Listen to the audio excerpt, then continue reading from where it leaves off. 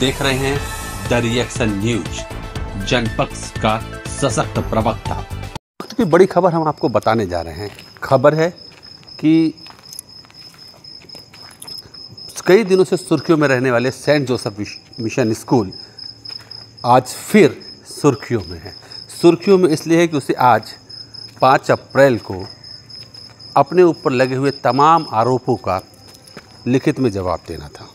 लेकिन Saint Joseph विद्यालय ने वो जवाब जिला मुख्यालय स्थित मुख्य जांचकर्ता अधिकारी जिला शिक्षा अधिकारी को ना दे करके पीछे की दरवाजे से कोतमा विकासखंड शिक्षा अधिकारी को दे करके जवाब दे करके अपनी जिम्मेदारी को इस्त्री कर लिया। हालांकि जवाब सेंट जोसेफ स्कूल के संचालक टॉमी थॉमस ने दिया है और उसमें एक चौंकाने वाला तथ्य सामने आया है कि 5 कुत्तों की फौज,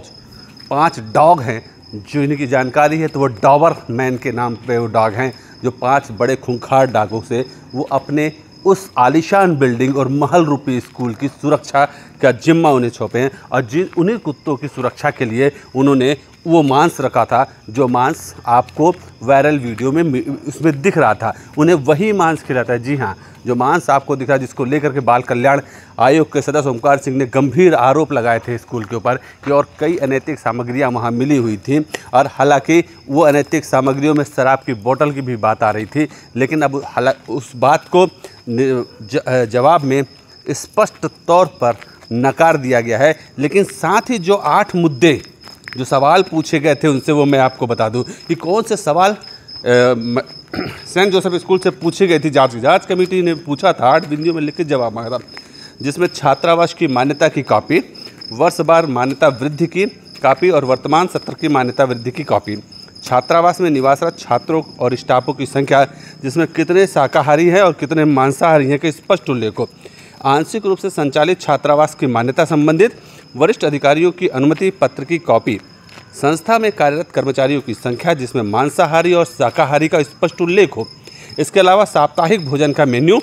और अंतिम सवाल था जिसमें विद्यालय की सुरक्षा हेतु कुत्ते की संख्या कितनी है। इन सवालों पर सेंट जोसेफ मिशन स्कूल के संचालक टॉमी थॉमस को 5 अप्रैल तक लिखित में जवाब देना था, जिस पर स्कूल संचालक ने विकासखंड शिक्षा अधिकारी को लिखित जवाब पेश किया है। लेकिन इस पूरे मामले में विकासखंड शिक्षा अधिकारी की कार्यालय के सूत्रों के अनुसार से पता चला है कि इस पूरे मामले में उन्होंने पहली जो बात हुई थी कि जो बुधवार को टीम गई थी तुलाराम आर्वो जिला शिक्षा अधिकारी के नेतृत्व में और उन्होंने जो जवाब मांगा था कि 5 तारीख को जिला शिक्षा कार्यालय आकर के जवाब दे, तो जिले की मीडिया से शायद बचने के लिए ही टॉमी थॉमस जो हैं वो कोतमा में अपना जवाब प्रस्तुत करके वहाँ से वो हो गए, क्योंकि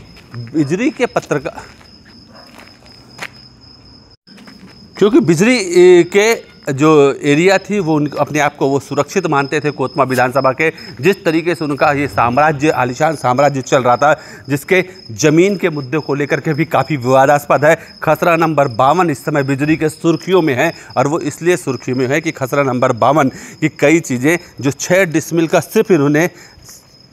अपना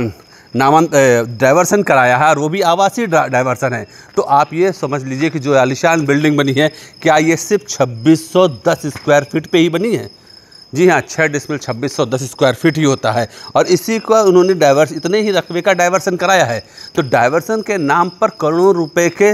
अर्थदंड से बचने के लिए उन्होंने कोतमा में जवाब दिया और कोतमा के जवाब के बाद अब जो स्थिति सामने आएगी वो स्थिति ये आएगी कि क्या वाकई कोतमा में इनको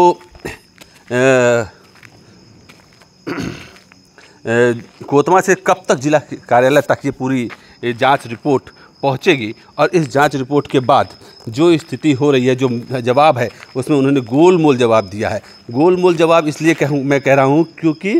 प्रशासन ने जो अपनी पूरी तरीके से बातचीत कही है उस पूरे मामले में, उसमें उन्होंने जो 8 बिंदुओं पे जानकारी मांगी थी, उन 8 बिंदुओं में उन्होंने जानकारी तो दी है लेकिन कोई भी दस्तावेज मान्यता संबंधित नहीं भेजे।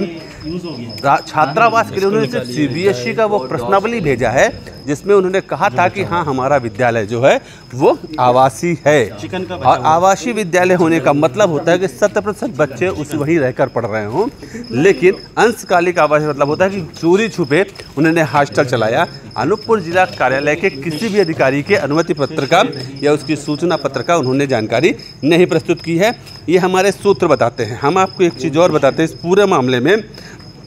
जो लिखित जवाब है सोमवार को जांच कमेटी के पास भेजा जाएगा। विकासखंड शिक्षा अधिकारी से जब हमने फ़ोन पे बात की तो उन्होंने सीधे कहा कि सोमवार को जो जवाब प्राप्त हो उन्हें भेजा जाएगा और पता चलेगा कि सवालों का जवाब संतोषजनक है कि नहीं है, गोलमोल है। लेकिन मैं आपको एक चीज़ और बता दूं कि बुधवार को उन्होंने जांच मांगा था, जिला शिक्षा अधिकारी ने, हमारी बात हुई थी, जिला शिक्षा अधिकारी ने शाम को हमसे कहा कि जिसका जवाब 5 अप्रैल को उन्हें दे रहा था, परंतु वह जवाब उनके कार्यालय में अभी समय तक वहाँ पे नहीं पहुँचा है। हम आपको बता दें कि ये पूरा मामला 30 तारीख का है, जब मध्य प्रदेश बाल कल्याण आयोग के सदस्य ओमकार सिंह के नेतृत्व में कई लोगों ने वहाँ पे छापामार कार्रवाई की तो फ्रिज से मांस के टुकड़े मिले, और उसके बाद 2 दिन तक जब ये पूरा वीडियो वहाँ पे बना और वो सारी चीज़ें जब सामने नहीं, हलचल नहीं हुई, तो ओमकार सिंह ने एक वीडियो संदेश जारी करते हुए पहले एक वीडियो जारी किया, फिर अपना एक संदेश जारी किया, और जिसमें उन्होंने स्पष्ट कहा कि वहाँ पे शराब की बोतलें और कई अनैतिक सामग्रियाँ मिली थी, जिसमें लाइटर थी, माचिस थी, और उनका इशारा जो था कई नशे की सामग्रियों की तरफ भी था। लेकिन वो चीज़ें जब वहाँ पे मिली और इस वीडियो वायरल होने के बाद पूरे ज़िले में हड़कंप सा मच गया, और उसके बाद उन्होंने एक दूसरा संदेश जारी किया, जिस संदेश में उन्होंने जिला शिक्षा अधिकारी और उसके अलावा डीपीसी और डीपीसी का तहसीलदार कोतमा पर भी गंभीर आरोप लगाए थे कि इन लोगों ने समय रहते उनकी मदद नहीं की और वहाँ पे कार्रवाई को आकर के मदद नहीं की। और शायद यही सवाल है कि उनमें उस वक्त भी टॉमी थॉमस ने कहा था कि कुत्तों को खिलाने के लिए मांस रखा जा रहा है, और आज हम आपको बता दें कि उन्होंने अपने जवाब में भी यही कहा है कि उनके स्कूल और इस आलीशान भवन की सुरक्षा के लिए 5 कुत्तों की फौज है, और वो डाबरमैन है जिसको खिलाने के लिए वह मांस और इस तरह के मीट को वहाँ पर रख रहे हैं, और इसी वजह से वो मीट का पूरा मामला सामने आया था। हालांकि शराब की बोतल या अन्य सामग्री मिलने से उन्होंने स्पष्ट इनकार कर दिया है, लेकिन हॉस्टल की उनकी परमिशन है कि नहीं है, स्कूल के डिसिप्लिनरी एरिया में कैसे बना, उसके कागजात क्या हैं, उसके भवन के कागजात क्या हैं, इन सारी चीज़ों पे ना तो जांच कार्यालय ने कोई बात, जांच अधिकारी टीम ने कोई चीज़ पूछी उनके भवन को लेकर के, और ना ही उन्होंने जवाब देना उचित समझा। हालांकि आयोग के सदस्य ने इस पर भी आरोप लगाया था कि वो पूरी डिसिप्लिनरी कॉलोनी के खोखली ज़मीन में बना है, सुरक्षात्मक मामला है, उसे तत्काल बंद करने की बात की जा रही है। अब देखना यह है कि आयोग की टीम या कलेक्टर द्वारा गठित जाँच की टीम क्या इस पूरे सेंट जोसेफ स्कूल के काले साम्राज्य पर रोक लगा सकती है या नहीं।